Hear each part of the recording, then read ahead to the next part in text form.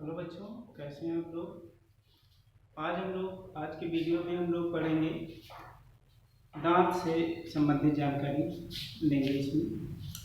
तो सबसे पहले हम लोग जानेंगे जो दांत होता है, अगर देखा जाए तो इसकी जो ओरिजिन है, ओरिजिन यानी कि जो इसकी उत्पत्ति होती है तो वो होती है इक्टोडर्मली और मीजोडर्मली। यहाँ पर थोड़ा सा आपको जानना है, इक्टोडर्मली या मीजोडर्मली जो जीव होते हैं, कोई भी जीव अपने जीवन को जो शुरुआत करता है, जीवन का जो शुरुआत करता है वो एक सिंगल सेल जिसको इम्यूनज या जाइगोट बोलते हैं उससे करता है। तो जाइगोट क्या होता है, बारंबार विभाजित करके एक ऐसी अवस्था बनाता है जिसको बोलते हैं गैस्टुला। तो गैस्टुला जो होती है वो कोशिकाओं की परत होती है, सेल की परत होती है, और वो जो सेल की परत होती है वो तीन परत होती है। जो सबसे बाहरी परत होती है, अगर देखा जाए तो इस तरह से ये तीन परत होती है। सबसे बाहरी परत जो होगी उसको इक्टोडर्म, फिर मीजोडर्म, और जो सबसे अंदर की परत होती है वो एंडोडर्म होती है। तो अगर इक्टोडर्म यानी कि कहने का मतलब ये जो कोशिकाएं होती हैं, यही कोशिकाएं यानी कि इक्टोडर्म की कोशिकाएं और मीजोडर्म की कोशिकाएं क्या करती हैं, ये दांत का निर्माण करती हैं, दांत को बनाती हैं। तो यहाँ पर ये क्लियर हुआ कि इसकी जो ओरिजिन है वो गैस्टुला के किस लेयर से विकसित हुआ है, किससे बना हुआ है। तो हम लोग क्लियर हुआ कि इक्टोडर्म और मीजोडर्म से डेवलप हुआ होता है। अब अगर हम देखें जो दांत है वो दांत के तीन भाग होते हैं। अगर हम देखें तो आपको पता है कि जो दांत होता है वो मसूड़े में धंसा हुआ होता है। यहाँ से देखिए इतना ये पोर्शन जो दिखाया गया है, ये पोर्शन मसूड़े में क्या होता है, धंसा हुआ होता है। इस पार्ट को बोलते हैं रूट या जड़। यानी कि जो पोर्शन होता है, जो मसूड़े में जो धंसा हुआ भाग होता है उसको जड़ या रूट बोलते हैं। उसके बाद ये ऊपर जो बाहर निकला हुआ होता है उसको बोलते हैं क्राउन या मुकुट। और जो जंक्शन होता है बिटवीन क्राउन और रूट के बीच का पोर्शन, यानी जहाँ पे दोनों मिलती हैं उसको बोलते हैं नेक या गर्दन बोलते हैं। क्लियर हुआ। अगर देखा जाए दांत के भाग तो कितने भाग होते हैं, तीन भाग, क्राउन, नेक और रूट, तीन भाग होते हैं। इसके बाद अगर देखा जाए यहाँ पर रूट, तो रूट के उस तरह से अगर देखा जाए तीन परतों से बना होता है। रूट यानी जो दांत है वो तीन परतों से बना हुआ होता है। सबसे बाहरी जो परत होती है, ये परत, इसको इनेमल बोलते हैं। और ये हमारे शरीर की सबसे मजबूत भाग होती है। यानी इनेमल जो होता है hardest portion of the body होता है, सबसे हार्ड, सबसे कठोर पार्ट होता है। तो यहाँ पर अगर देखा जाए जो इनेमल है वो इक्टोडर्मली ओरिजिन होता है, यानी इक्टोडर्म से डेवलप हुआ होता है। और ये वास्तव में जो बना हुआ होता है ये इनेमल, वो कैल्शियम फास्फेट और कैल्शियम कार्बोनेट का बना हुआ होता है। और इनेमल की जो उत्पन्न होता है उसमें एक प्रकार की यानी कि कोशिकाएं होती हैं, वो इनेमल को बनाती हैं और उसका नाम होता है एमीलोब्लास्ट कोशिका या एमीलोब्लास्ट सेल बोलते हैं। तो यहाँ पर ये क्लियर हुआ, इनेमल ये सबसे कठोर, शरीर का सबसे कठोर भाग होता है। और ये डेवलप किससे होती हैं, एमीलोब्लास्ट कोशिका से। वास्तव में ये इसका जो कंपोजिशन है, जिन पदार्थों से ये बना हुआ होता है वो होता है कैल्शियम फास्फेट और कैल्शियम कार्बोनेट। हाँ, एक चीज और जानना है कि इसमें जो इनेमल जो सबसे हार्डेस्ट पार्ट माना जाता है बॉडी का, वो हार्डनेस जो आता है, कठोरता जो आती है, इसमें फ्लोरीन की वजह से आती है। मतलब इसमें फ्लोरीन भी होता है और उसी के कारण से क्या होता है, इसमें हार्डनेस आती है, यानी इसमें कठोरता आती है।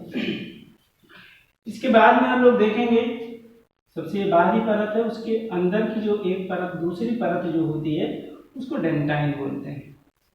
डेंटाइन जो होता है ये हमारे शरीर में जो हड्डियां होती हैं उनसे मजबूत होता है। और ये वास्तव में बना किससे होता है, कैल्सिफाइड कनेक्टिव टिश्यू। ये कैल्सिफाइड कनेक्टिव टिश्यू से इसकी अगर ओरिजिन देखा जाए तो ये मेसोडर्मली ओरिजिन होता है, यानी कि मेसोडर्म की कोशिकाओं से डेवलप हुआ होता है। यहाँ पे जिस तरह से आपको बताया गया कि इनेमल एमिलोब्लास्ट कोशिकाओं से डेवलप हुआ होता है, उसी तरह से यहाँ पे जो डेंटाइन है वो ओडोंटोब्लास्ट सेल से विकसित होती है। किससे डेवलप होती है? ओडोंटोब्लास्ट कोशिका से।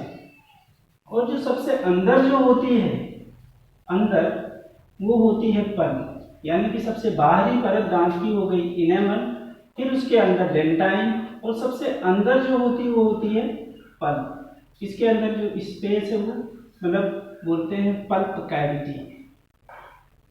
पल्प या पल्प कैविटी, जो ये पल्प है ये वास्तव में जो बना होता है वह किससे बना होता है? एक तो इसमें नर्व सेल्स होती हैं और कुछ कनेक्टिव टिश्यूज होते हैं, इसके अलावा इसमें ब्लड वेसल्स होती हैं, ये सब चीज़ें पाई जाती हैं।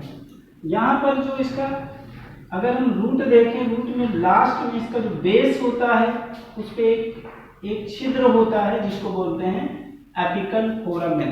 क्या बोलते हैं? Apical foramen. और इसी एपिकल फोरामेन के थ्रू ही, इसी से हो करके जो नर्व सेल्स होती हैं, तंत्रिका कोशिकाएं होती हैं और ब्लड सेल्स होती हैं, यानी कि रुधिर कोशिकाएं जो होती हैं वो इसी के थ्रू प्रवेश करती हैं दांत में।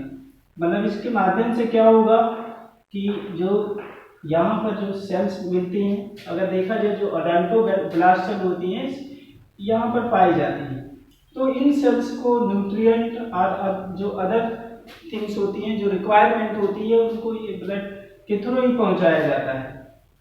इसके बाद हम लोग देखेंगे, ये तो क्लियर हो गया स्ट्रक्चर से संबंधित। अब हम लोग देखेंगे कि जो दांत होते हैं, कुछ जंतुओं में ऐसा होता है कि दांत केवल जीवन में एक बार उगता है, कुछ जंतुओं में ऐसा होता है कि दांत एक बार उगता है फिर वो निकल जाते हैं, फिर दूसरी बार उगता है, और कुछ ऐसे होते हैं कि उनमें कई बार दांत, उनके जीवन काल में कई बार दांत उगते हैं, फिर गिर जाते हैं, फिर उगते हैं। तो इसके आधार पर जो जीव होते हैं कई तरह के होते हैं। सबसे पहला है मोनोफायोडोंट, दूसरा होता है डाइफायोडोंट और तीसरा होता है पॉलीफायोडोंट। यानी मोनो, यहाँ पर मोनो का मतलब होता है, मोनो का मतलब जो हुआ वो होता है एक, डाई का मतलब जो होता है मतलब दो, और पॉली का मतलब बहुत सारे, यानी मैनी, बहुत सारे। मतलब कि ऐसे जीव जिनके जीवन में केवल एक बार दांत उगते हैं, मतलब एक बार दांत उगा, अगर वो फिर गिर गया तो फिर नहीं उगेगा, तो ऐसे जीव को बोलते हैं मोनोफायोडोंट। कुछ ऐसे होते हैं जैसे मनुष्य में अगर देख लिया जाए तो उनमें क्या होता है कि एक बार दांत उगते हैं, फिर वो गिर जाते हैं और फिर दांत उगते हैं, तो ऐसे जीवों को बोलते हैं डाइफायोडोंट। तो यहाँ पे अगर हम मनुष्य देखें तो मनुष्य में जो टीथ होते हैं, दांत होते हैं, वो कैसे होते हैं? डाइफायोडोंट। ऐसा इसलिए बोलते हैं क्योंकि इनमें दो बार दांत उगते हैं। हिंदी में इसको बोलते हैं द्विबार दंती। क्या बोलते हैं? द्विबार दंती। इसको एक बार दंती बोलेंगे, इसलिए इसमें क्या हो जाएगा? बहुबार दंती। और इसमें क्या होगा? पॉलीफायोडोंट वह जीव होते हैं जिनके जीवन में दांत कई बार उगते हैं और गिरते हैं। तो इस तरह से ये हो गया। उसके बाद में अगर हम दांत वो देखें, दांत की कोई भी जीव देखें जिसमें दांत का जो आकार है, उसका स्ट्रक्चर जो है, उसकी संरचना जो है, वो सभी दांतों की संरचना एक जैसी है या दांतों की संरचना अलग अलग है, उसके आधार पर भी जीव दो तरह के होते हैं। एक होते हैं होमोडोंट और दूसरा होता है हेटेरोडोंट। होमोडोंट मतलब कि जैसे हम लोगों के जबड़े में अगर एक ही तरह के दांत हों, कोई भी जीव हो जिसके जबड़े में केवल एक ही तरह के दांत हों, तो ऐसे जीव को बोलेंगे होमोडोंट। अगर दांत कई तरह के हैं तो वो कहलाएगा, उस जीव को बोलेंगे हेटेरोडोंट बोलेंगे। यहाँ जो मनुष्य है, मनुष्य जो है वो हेटेरोडोंट है क्योंकि मनुष्य में के जबड़े में चार तरह के दांत होते हैं, इसलिए इसको क्या कहा जाएगा? हेटेरोडॉन्ट, और जिनमें क्या होता है कि केवल एक ही तरह के दांत पाए जाते हैं उनको बोलते हैं होमोडॉन्ट। तो ये क्लियर हुआ कि जीव में किस एक ही तरह के दांत पाए जा रहे हैं या कई तरह के दांत पाए जा रहे हैं, उसके आधार पर जीव दो तरह का होता है, वो होमोडॉन्ट और हेटेरोडॉन्ट। अब हम लोग जानेंगे दांत के प्रकार, दांत के प्रकार या टाइप्स ऑफ द टीथ। अगर मनुष्य के केस में देखा जाए तो दांत, मनुष्य के जबड़े में 4 तरह के दांत पाए जाते हैं। अब यहाँ पर जो 4 तरह के दांत हैं वो कौन कौन से हैं? सबसे पहला इंसीजर, दूसरा होता है कैनाइन, तीसरा होता है प्रीमोलर और चौथा होता है मोलर। ये 4 तरह के दांत होते हैं। ये जो होते हैं काफ़ी तेज होते हैं और ये जो इंसीजर होते हैं काफ़ी तेज होते हैं, धारदार होते हैं और ये भोजन को काटने का काम करते हैं। इंसीजर जो होते हैं क्या होते हैं? काफ़ी तेज होते हैं और क्या करते हैं? भोजन को काटने का काम करते हैं। जबकि कैनाइन जो होता है ये नुकीले दांत होते हैं और इनका काम होता है भोजन को चीरने फाड़ने का, मतलब भोजन को चीरते हैं और फाड़ते हैं। और जो प्रीमोलर होता है, प्रीमोलर और जो मोलर होते हैं, ये दोनों क्या होते हैं? काफ़ी बड़े दांत होते हैं, चौड़े होते हैं, लेकिन ये नुकीले नहीं होते हैं और ये भोजन को पीसने का काम करते हैं। क्या करते हैं? भोजन को पीसने का काम करते हैं। तो इस तरह से यहाँ पे हम लोग ये देखें कि जो मनुष्य में होते हैं वो 4 तरह के दांत पाए जाते हैं। कौन कौन से? इंसीजर, कैनाइन, प्रीमोलर और मोलर, ये 4 तरह के दांत होते हैं। अब हम लोग देखेंगे, एक चीज और जानना है, अगर हम मनुष्य के केस में देखें तो क्या होता है? जो ये प्रीमोलर होता है ये वास्तव में ये मोनोफायोडॉन्ट होता है, मोनोफायोडॉन्ट होता है। मतलब कि ये दांत केवल एक बार उगता है, जीवन में केवल एक ही बार उगता है। और इंसीजर, कैनाइन और जो मोलर होते हैं ये 2 बार उगते हैं। केवल यही जो है प्रीमोलर जो होता है वो जीवन में केवल एक बार उगता है। तो अब हम लोग देखेंगे यहाँ पर डेंटल फार्मूला, या हिंदी में इसको बोलते हैं दंत सूत्र। यहाँ पे हम ये 3 जो है 3 जीवों के दंत सूत्र लिखे हुए हैं। पहला हो गया मनुष्य का, दूसरा है कुत्ता और तीसरा है गाय का। तो यहाँ पर जो मनुष्य का डेंटल फार्मूला होता है ये जो दिखाया गया है, अगर जैसे यहाँ पे हम अगर जबड़ा दिखाएं ये, तो ये एकदम जो सेंटर पोर्शन होता है यहाँ से इस साइड से ये 2 दांत इस साइड में और 2 दांत इस, मतलब 2 दांत इधर हो गया और 2 दांत इधर हो गया, ये दिखा रहा है। यानी कि सेंटर से 2 दांत इस साइड में और 2 दांत इस साइड में, मतलब 2 ये और 2 ये, इधर का और इधर का। ये होता है पहले टाइप का, बोलते हैं इंसीजर। ये क्या होते हैं? इंसीजर। ये दोनों क्या है? इंसीजर है। उसके बाद में एक एक दांत जो होते हैं, एक एक दांत, एक इस साइड में और एक इस साइड में, ये होता है कैनाइन। फिर क्या होता है? प्रीमोलर जो होते हैं ये 2 दांत होते हैं, इधर 2 दांत, इधर 2 दांत इधर। इसी तरह से जो मोलर होते हैं 3 इधर और 3 इधर। इस तरह से अगर देखा जाए तो मनुष्य में ऊपरी जबड़े और निचले जबड़े दोनों में पाए जाते हैं। तो यहाँ पर अगर हम टोटल काउंट करें तो ये 16 आएगा और इसको अगर हम 2 से मल्टीप्लाई कर दें, यानी कि ये एक जबड़े का शो करता है। डेंटल फार्मूला जो लिखा जाता है वो एक जबड़े का ही दिखाया जाता है। तो एक जबड़े में कितना हुआ? 16, तो दोनों जबड़े में मिला करके मनुष्य में जो कुल दांतों की संख्या होती है वो होती है 32।